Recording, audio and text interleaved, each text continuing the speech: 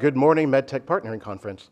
So thank you so much for joining us today. What we'll be presenting to you are 3 pitches coming from some of our most promising projects here on campus. But before we got into that, I wanted to give you a little bit of a preamble to help you understand how we're thinking about this kind of activity here at UCLA. One of the opportunities that we have here at UCLA as one of the preeminent research universities, not only in the United States, but in the world, is the opportunity to help translate some of the really great innovations that we have here on campus into actual commercial opportunities. As you understand, we have a really broad campus with a number of different campuses and a number of different disciplines, and UCLA is one of the largest attractors of academic research funding in over $1 billion of annual research awards, over 400 new inventions submitted to our tech transfer office every year. Additionally, we have a number of successes in the form of some of the startups that have spun out of UCLA. But what we've identified is that, especially with research technology that comes in hard tech, deep tech, especially in the physical sciences and life sciences, is there's a little bit of a gap between what we can accomplish just through research and what actually makes it in the commercial world. And so we've put together a cross-institutional program to consider how to fill the pipeline for all of the innovation coming out of the university. We have the discovery portion, which is typically what happens at research universities, but eventually it has to get to a place where it can attract commercial investment. So the program that I represent, the UCLA Innovation Fund, goes all the way towards the end where we're looking at really promising technologies and we take them to a proof of concept stage where we select technologies, pair them with the appropriate resources that they need and take them out to market. But another opportunity that we've identified is filled by the UCLA Biodesign program, which is why we work so closely together. But diving into that a little bit more deeply, or rather unpacking that a little bit more, is something that I'm sure all of you are familiar with, is that when we have research coming out of universities, there is a lot of opportunity for attracting academic funding from government, from grants, but they get to a place that we call the valley of death. And so that's why we're talking about crossing the chasm today, because between the place where they can attract academic and grant funding and where they can attract commercial investment, there is a cash flow nadir that the Innovation Fund steps into. And so what the UCLA Innovation Fund is it's a proof of concept fund where we identify really promising technologies and projects and teams on campus, pair them with the appropriate mentorship, invest in a generous term for that, flexible capital up to $200,000 into each one of these projects, pair them with the appropriate mentors, and really take them all the way to the end where they can attract commercial investment. And one of the opportunities that we've discovered in working in the UCLA Innovation Program is that one of the hazards at universities is that sometimes there's technology pursuing a problem. And so we've partnered pretty closely with the UCLA Biodesign program to help fill out that opportunity so that teams and scientists are really looking at things from the perspective of their customers. And Jennifer can talk to that a little bit more. Thank you, Matthew. And it's great to see many familiar faces and colleagues here today. We haven't been able to gather in person at UCLA in so long, so thank you for coming to help us celebrate innovation at UCLA. Jennifer McCaney, I oversee our UCLA Biodesign program, which is an interdisciplinary program between the UCLA Geffen School of Medicine, the Anderson School of Management, and of course UCLA Health, which is the #3 hospital in the US and #1 hospital here in California. And what we do at UCLA Biodesign is we really work to advance leadership and innovation training for health tech leaders of tomorrow. That helps to cultivate new innovations, as well as our faculty and staff and fellows you'll hear from today in terms of their innovation projects.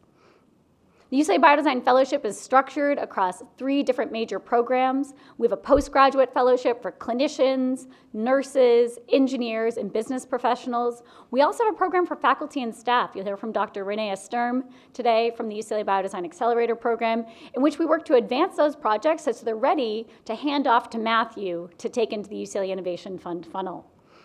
We have a federally funded hub that's supported by the U.S. Economic Development Administration that helps to advance projects within our Southern California ecosystem, which many of you in the audience support today. You can see our fellows, they work closely. This is in our blood transfusion center, where they're looking to develop a novel device for cryoprecipitation formation. They work with our UCLA clinicians, they work in the health system, and they spend this over the process of an entire year immersing within different clinical departments across UCLA Health.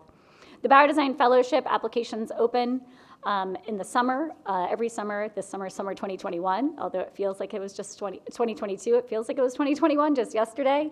Certainly we welcome those that are interested from industry to apply, to come to join us at the health system, to think about innovating on the front lines with our clinical providers.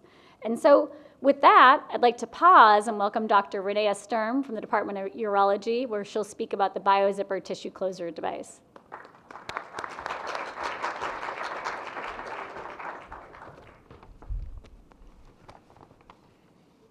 Thank you.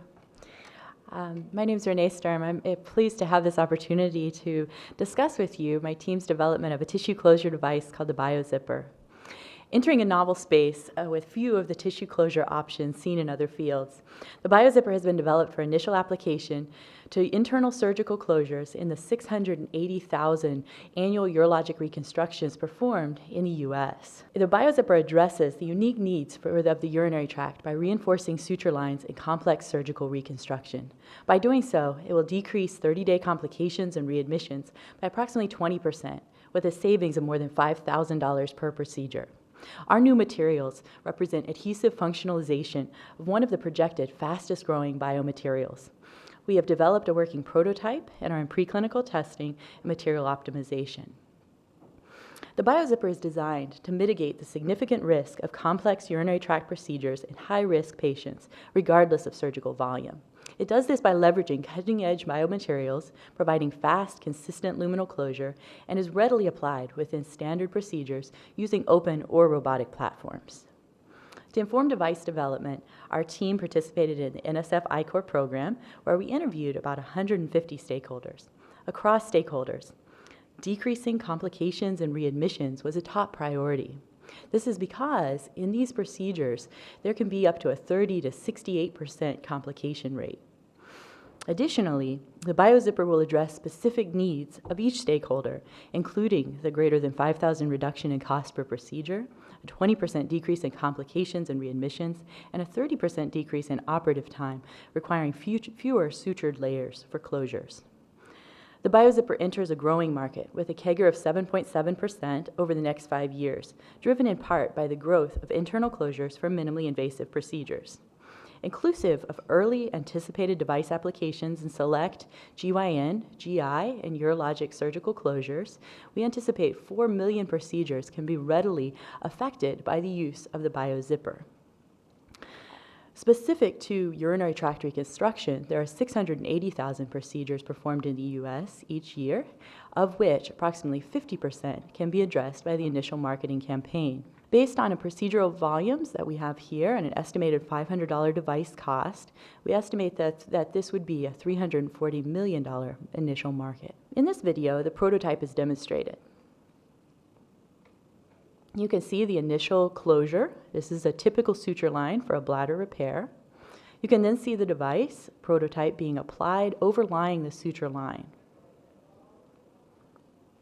The device is closed and secured.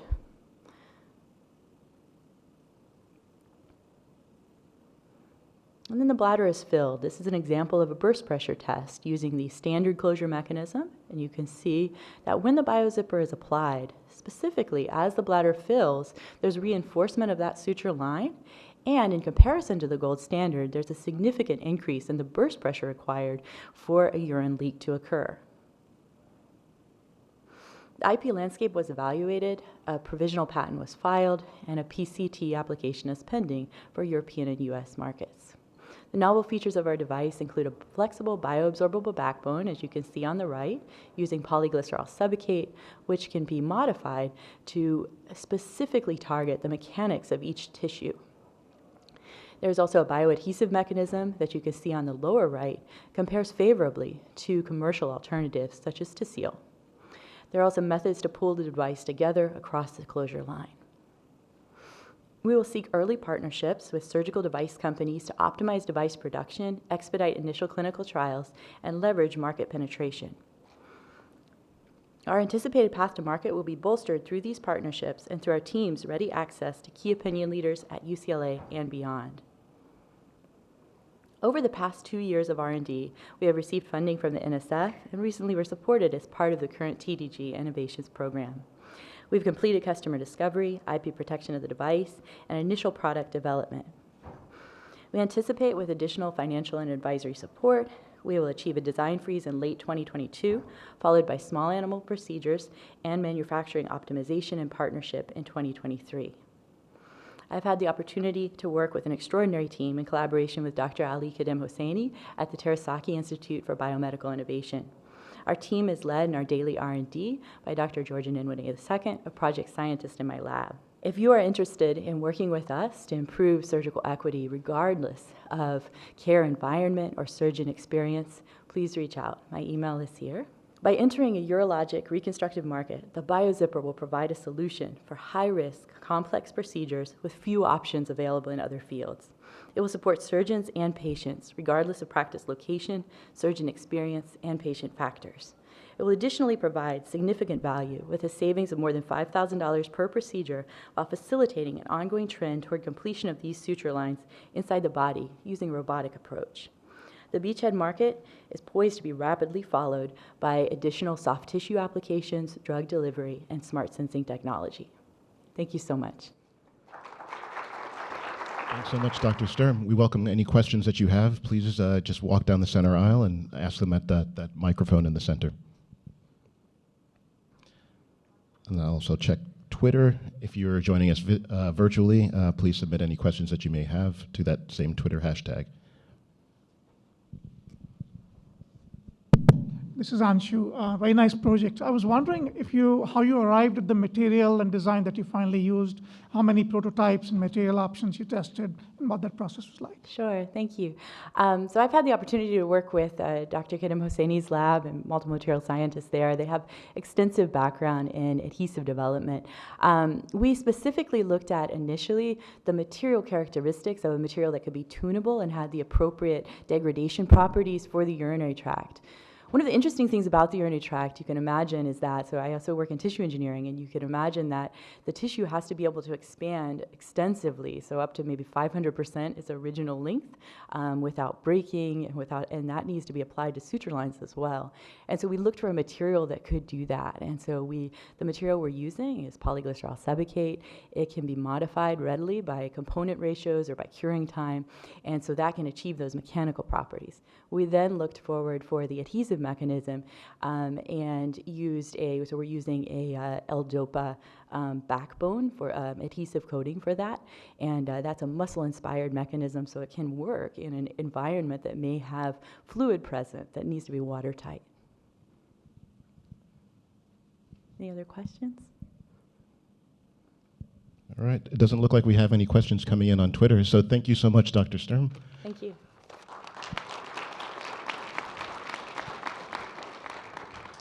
And now if you'll please join us, Shu-Yu Lin. Hello, everyone.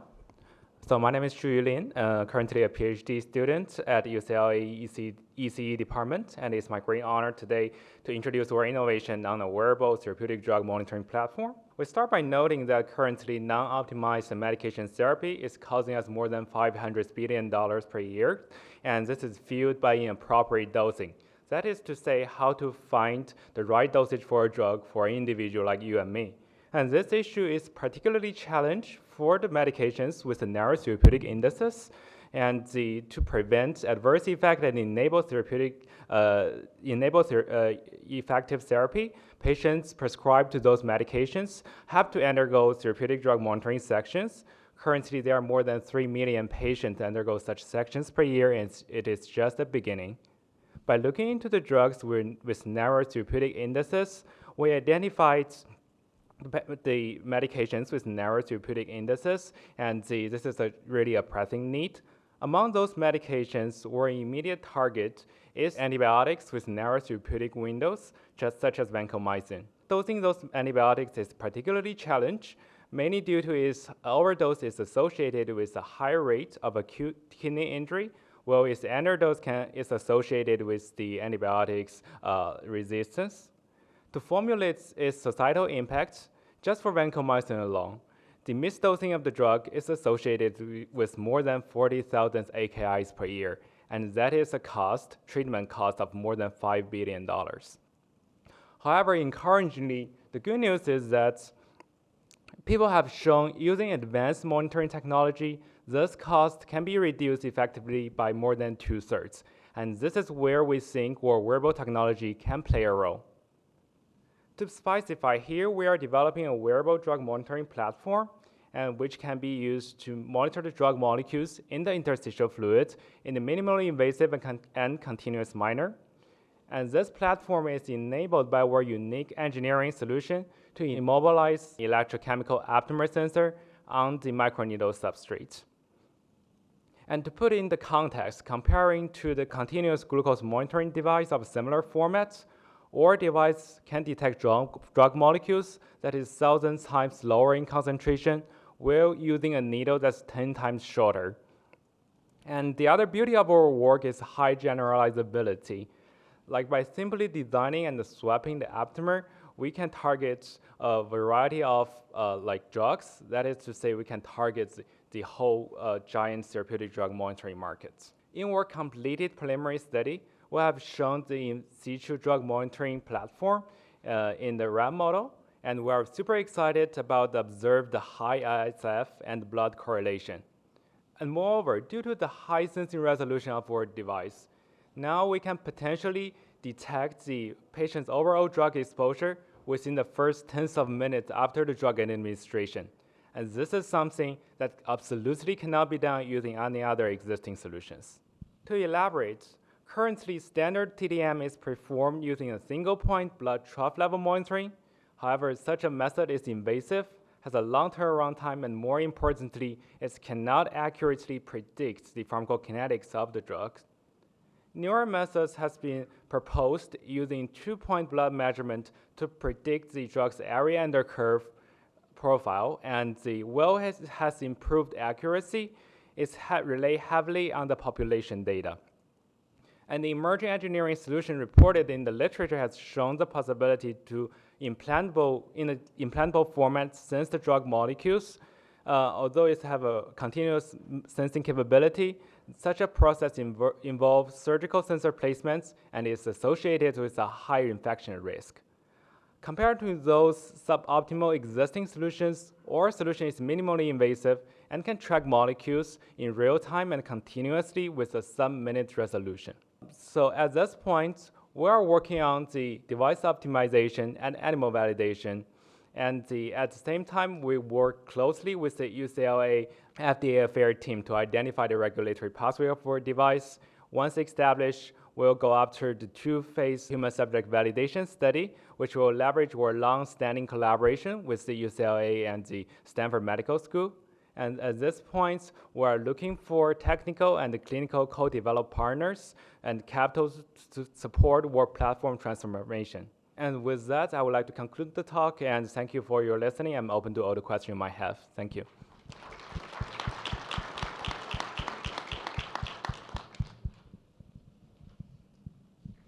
Any questions? Just walk down the center of the stage, if you don't mind. It's Anshu. I was wondering about other alternatives that are being developed anywhere in the world along similar lines. For minimally invasive markets, the only commercial product at this point is the continuous glucose monitoring, but it's still only limited to glucose detection. And there are people started to propose monitoring other biomarkers like ketone or potentially drug, but all the startups are still in the preliminary study phase, and there is no very startup or companies pushing it all close to the market. All right. We've got a question in from Twitter. Are there any other biomarkers that your platform can identify? Yeah, that's a great question. And currently we are working on the drugs as our immediate target, but where we see our technology in the whole roadmap of wearable biosensing is just a starting point. Later onwards, we're also interested in hormone detections like cortisol, or inflammatory biomarker detection like cytokine. Those are under our radar, and we are potentially going to target those biomarkers, bioinformative biomarkers in the future. Hi, my question is, how easy is it to apply the technology to different types of drugs? Theoretically, it's a very generalizable platform, It's just a matter of designing the aptamer to be selective and sensitive to the target you are interested in. But of course, we do acknowledge that there are lots of work needs to be done to find the best aptamer sequence towards a certain drug. But we do see there's a path to target a wide panel of drug molecules.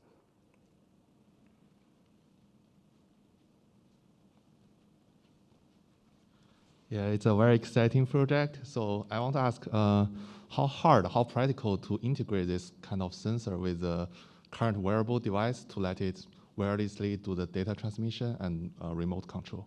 Yeah, actually, this is the strength of our research team, and we are developing different adhesive layers to immobilize the different sensing elements like enzyme or antibody onto the wearable platform like a microneedle or a PCB board. Those are the things we are dedicated to work in the group. So that's pretty much our strength. Thank you. We have another question coming in from Twitter. How long can each sensor be worn? Depending on the aptamers, aptamer usually is very stable molecules, and in the ex situ setting, it can last for weeks in the room temperature. What we envisioned how this device can work in body is across the pharmacokinetic profile of one dose, which is around 4 to 8 hours, but through some optimization design to mitigate some effects like biofolding, potentially this device can go longer, but it's not absolutely needed for the immediate application. All right, thank you. Thank you. Any other questions from the audience? All right, then. One last round of applause for Xiuyu. Thank you so much. Really great presentation. And wrapping us up, we have our last presentation from Glenn Meyerowitz presenting us Safer. My name is Glenn Meyerowitz. I'm excited to talk with you all today about our novel product called Safer, or System for Asymmetric Flow Regulation. Safer is a novel medical device that's meant to provide personalized and precision lung therapy for patients undergoing mechanical ventilation that reduces the length of inpatient stay. For patients who are mechanically ventilated, the current standard of care that they receive is going to be about 20 years old. We estimate that over 20 million people are ventilated in the United States each year. And for these patients, an asymmetric presentation is not uncommon in either the ICU or postoperative settings. For a patient who's otherwise healthy, when they breathe in, air will be evenly distributed between the left and the right lungs. However, some patients will develop an asymmetric unilateral lung injury. For these patients, air will be no longer evenly distributed between the two lungs, and this uneven distribution of gas can lead to an ineffective therapy, and potentially dangerous lung pressures can build up. So Safer is the first device that's able to actually monitor and correct for this type of asymmetric lung injury. And so when this happens, patients who use Safer can breathe in a way that's symmetric and allows for improved safety, improved therapy, and potentially shortens the length of inpatient stay. We estimate that the total addressable market for personalized lung therapy to be about $9.9 billion, growing at an annualized rate of around 4.9%. Based on the initial indication of use for our device, which is going to be in critical care settings for treating patients with acute respiratory distress syndrome, or ARDS, and acute respiratory failure, or ARF, this gives an initial market size of around $650 million. As the indication of use for our device expands over time, that market size will grow.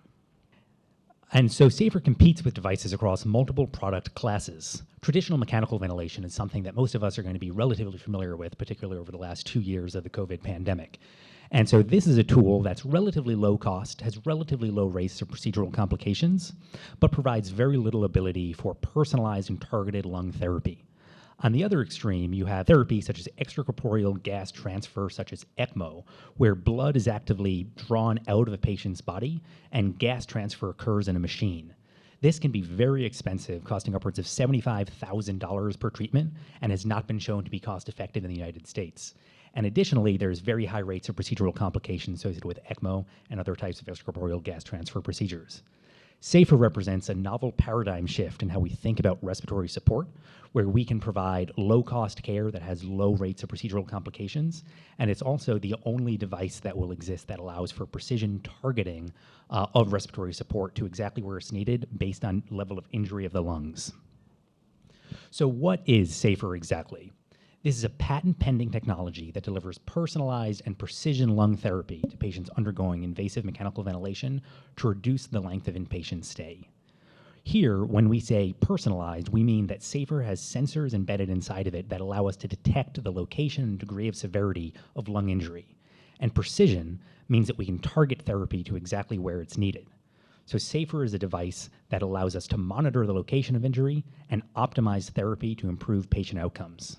It consists of two separate components. One of them is going to be a disposable component that, as you can see here, will go in between the patient and their ventilator. And then the second is going to be an electropneumatic control box that will actually control the sensors and control how gas is distributed to the patient lungs. So we spent a lot of time over the last several months working in partnership with the Simulation Center here at the David Geffen School of Medicine at UCLA to advance the prototype of our device. And you can see here some pictures of early prototypes and data that was collected actually for our first pending manuscript. And so we were able to develop early prototype devices to validate the proof of concept of what we're talking about here today. And so here you can see actually a video showing how our device works. And so we have distal sensors that actually monitor the pressure or end-tidal carbon dioxide levels inside of patient lungs. And based on the feedback from those sensors, we can adjust in real time, we can adjust the cross-sectional flow area of a piece of tubing. By adjusting that, by inflating the tube, we can change the volumetric distribution of gas in real time based on conditions inside of a patient's lungs, which is something that's not currently possible with modern technology. And so we've been able to advance the technology readiness level of our device over the last several months as well, starting with a rudimentary proof of concept that was just a piece of latex balloon wrapped around a piece of vinyl tubing from Home Depot, to something now that's actually using 3D printed materials and components that can be easily made to be biocompatible.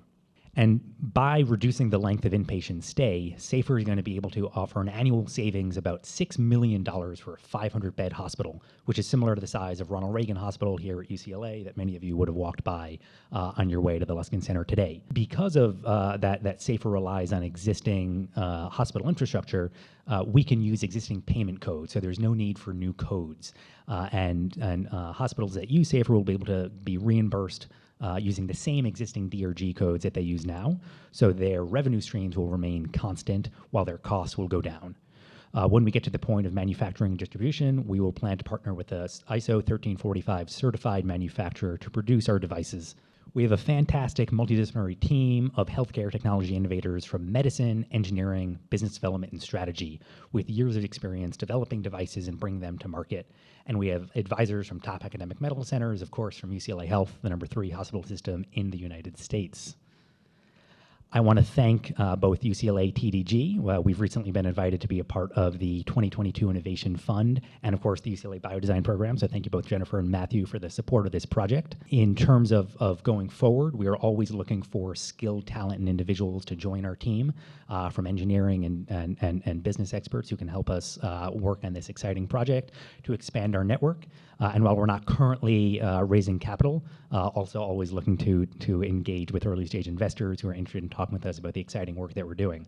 Thank you so much, and I'll be around for the rest of the day. I look forward to answering any questions you have or talking offline at any point this afternoon. So thank you so much. Thanks so much, Mike.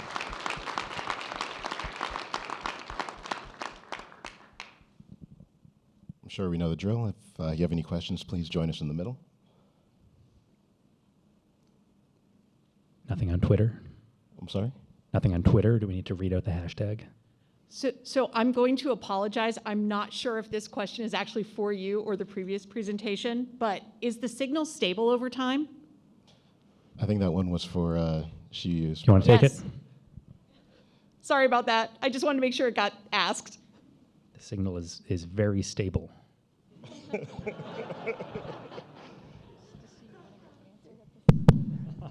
This is Anshu. I'm just wondering, what is the level of precision? So do you go to each lung or sublobar or what level of precision? Great question. So for this first version right now, we're able to differentially ventilate between the left and the right lung. So instead of treating the lungs as one pressure system as they're treated now, we're able to break them into two systems, into the left and the right. Obviously, for those of you who know, there are 5 separate lobes. And so theoretically, even improved treatment down the line would be providing even more targeted therapy. But right now, we're doing left-right treatment. Looks great. Have you had any discussions with the FDA? We have not yet. That's one of the things that we're working on for the coming months is to get a pre-submission to the FDA. We are expecting that our regulatory pathway will be a 510K predicate device. We've already identified potential predicate devices for this, but we do not have confirmation of that from the FDA. Thank you. Great. Thank you all. I appreciate it. We'll give it a moment. I'll still be here. All right. Well, thanks so much, Glenn.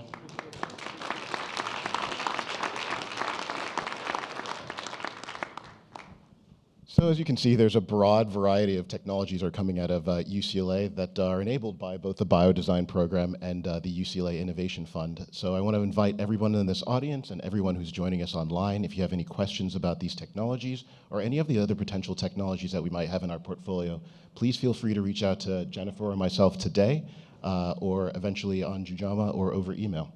And I'll hand it over to Jennifer to talk about a new project that we're working on together. Thank you, Matthew, and thanks to all of our pitch presenters.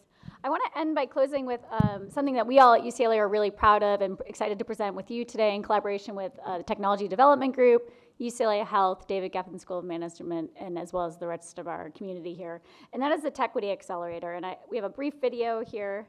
The UCLA Health TechWitty Accelerator is a health equity-focused accelerator for early-stage companies. We are investing in innovation for an equitable future. As the #1 hospital in California and #3 hospital in the US, we are at the forefront of patient care. TechWitty invites applications from mission-driven founders based at early-stage companies developing actionable interventions that address health inequities. The 4-month program will provide founders with personalized mentorship, access to clinical expertise, and product development support.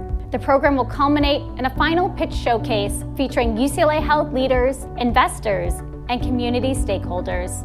As part of the TechWitty Accelerator, we have partnered with over 40 different community and industry stakeholders in Southern California, supportive of our call to action. Join us. Apply today. Build an equitable tomorrow. All right, and with that, we're wrapping actually a little bit early. So I'll hand it back over to Dina to move us through the rest of the program. Once again, if there are any questions or you're interested in the UCLA Innovation Fund or Biodesign program, please find Jennifer and myself through the rest of the day. Thank you, everyone.